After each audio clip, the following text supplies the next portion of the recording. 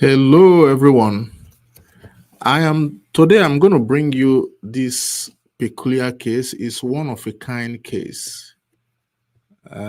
This my client just received her work authorization. She has a pending VAWA petition. I say one of a kind because I have never seen a case like this before. It will blow your mind basically. What happened in this case is that this client of mine came to the United States on a fiancé visa. Her US citizen fiancé filed for her and she came here on a fiancé visa and they got married in compliance with the fiancé visa rule. They got married within 90 days. But somehow, as they were living together, things weren't working out as expected. So the US citizen spouse this time, because they're already married, wanted to get her out of the country. And part of the reason was because his ex, who was in prison, was out and they were getting back together. And he was desperately trying to get this lady out of the country. Of course, before now, the lady was already facing all kinds of mistreatment, all kinds of abuses at home.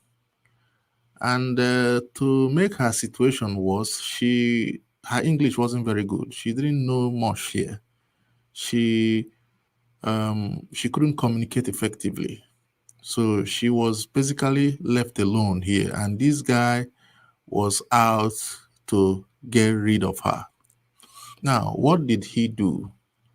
He plotted with his ex, who just got out of prison, to get this lady out of the country. So what he did was he told this lady, that's the wife now, that look, we are going on a vacation to, I will not mention the country's name, but it's one of those popular vacation countries.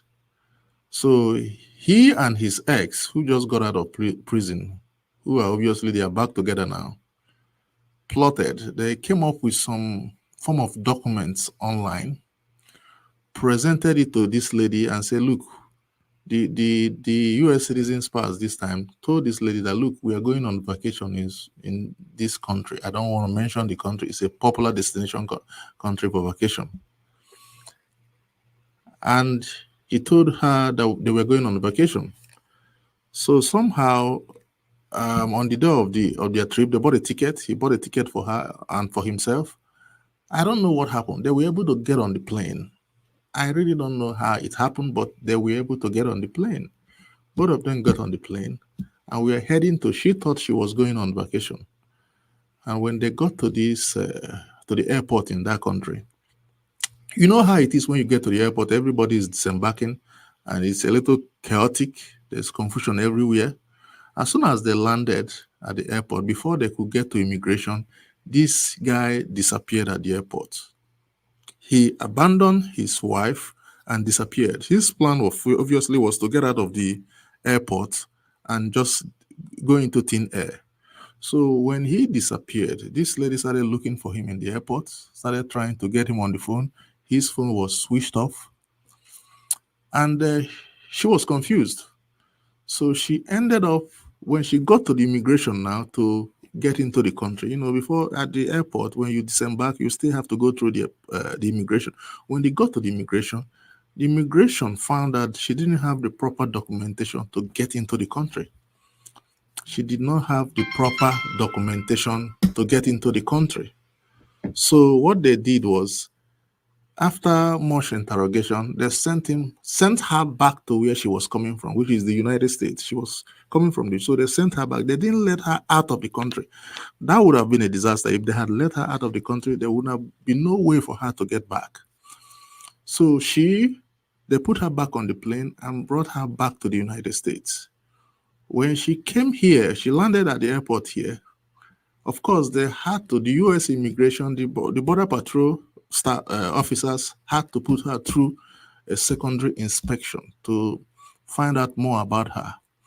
So after much interrogation, of course, they discovered that she came here on a fiancé visa and Somehow, I mean, I don't know what happened there, but somehow they let her into the country. They told her, look, get out of here, get out of the airport and go back to where you're coming from. She left the airport and, of course, returned, got into the country.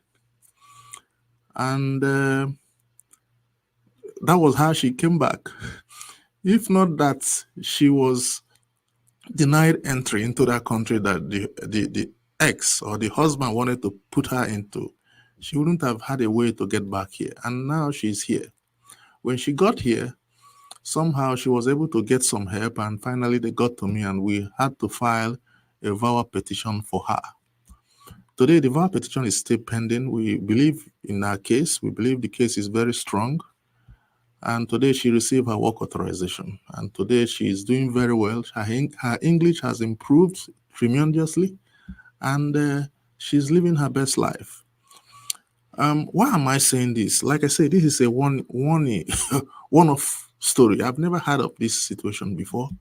I have never seen or had a situation where somebody tried to self-deport their spouse. But it goes to show how far some people will go to punish their spouse if they no longer want them around. It goes to show how far someone can go. And whoever did this US citizen spouse, I bet you is your everyday nice guy on the street. Is your regular co-worker who you think cannot do such a thing to someone.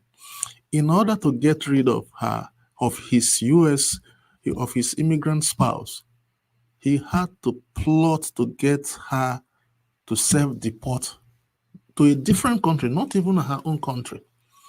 So when we talk about abuses and mistreatment people go through, we're not exaggerating. It's happening. It's widespread. Believe me, it is widespread. This is basically one that I've never heard of before. Okay? So, and it is an example of what we face on a daily basis. Every day we see news stories of how a US citizen spouse will try to punish their immigrant spouse, all because they are filing immigration papers for them. And that is why we continue to tell you, if you are in that kind of situation, abuse doesn't have to be physical abuse. It doesn't have to be even emotional insult. And look at this particular case now. He tried to get her out of the country at all costs just because he's getting back with his ex. So that is what we are saying. If you are in a situation where you are basically at the beck and call of someone who is filing your immigration papers and they are mistreating you, abusing you because of that, there's help for you. There's help for you. The law is there for you to take advantage of, and you can get your green card without relying on that person. Thank you very much, and God bless you.